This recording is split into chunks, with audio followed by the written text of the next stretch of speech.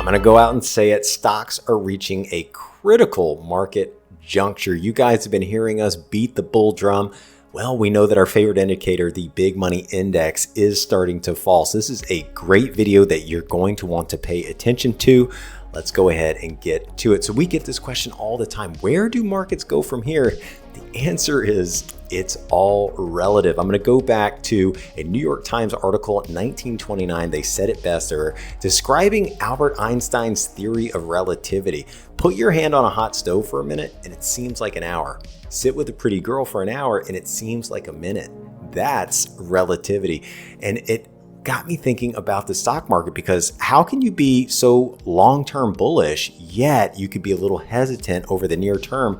Well, it's all relative. So let's go ahead and get to our first viewpoint here. Now, why are we a little bit hesitant on the market right now? Because the big money index, right? The BMI, this is one that led us out of the depths in the market a few months ago, telling everybody to buy stocks. That was a very, very non-consensus call. But since then, the market has shot up. The BMI has been overbought for many weeks, like 6 weeks. It's starting to trail off. So what does that tell us? That's telling us that we're about to break below overbought. And why is that important? Well, we can see that the market tends to struggle when we fall out of overbought. Let's go ahead and look at some stats about the BMI being overbought. We go back in our data, it's happened 72 times. The average duration is 22 trading days. So I think we're at 35.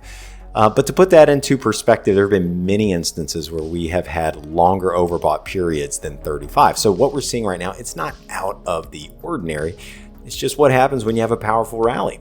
But here's what's important. We're reaching a critical juncture because the S&P tends to have a lot of trouble when the BMI falls from overbought. This is a fantastic study that we keep bringing up because we are nearing this juncture right now. A week later, when the BMI falls out of overbought, the S&P is down 1%. A month later, it's down nearly 1%. And 2 months later, it's still down on average. And look how this behavior is markedly different than what the S&P tends to do just on a regular 1 week, 1 month, and 2 month time frame. Our friend Marty McMath, he is zeroing in on what is important, and that is when the BMI really starts to fall below 80%, markets really start to get under pressure. So that's the important message of why, we're kind of watching from the sidelines and saying, hey, markets should get a much needed healthy pullback. But before you start getting all, bearish and everything, let's talk about what just happened that might actually put this into some relative perspective. So if we go back since 1979, January tends to be positive with a 1.06% return.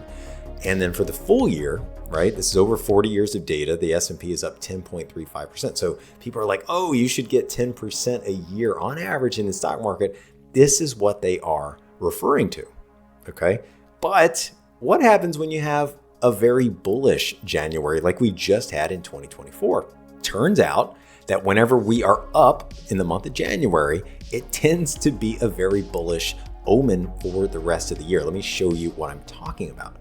So here we're looking at January when it's positive. That's this light blue, that's the average since 1979. February through December returns are even more positive than the average. So nearly 11% in those 11 months versus the 9% that you would normally get any average year. Okay, so a full year on average, when January is positive, the S&P is up 15.7%. That's a lot better than 10.35% on average. And look, if S&P is down for the month in January, on average, the 1 year return is 2.33%. I just find that fascinating. January definitely sets the tone for the market. And again, you got Marty over here. He took off his jacket, right? And he is zeroing in on what is important here. So what are you supposed to do with all of this data? Well, we are near term, a little bearish, right? But we are obviously in a big bullish season for the stock market. While we are preparing for markets to come under pressure, we're also prepared. We're going to be buying stocks on dips, great stocks, right? Companies that are beating and raising guidance, that are having a phenomenal earnings season, right? Now look, you don't have to be an Einstein to know that markets are overbought, right? You can see some of these stocks are just going up multiple percent every single day. However, if you plan now, right, start getting your stock list together. So whenever the market does come under pressure, you start buying some of those names, you're probably going to look like an Einstein later on. I'll talk to you guys next time.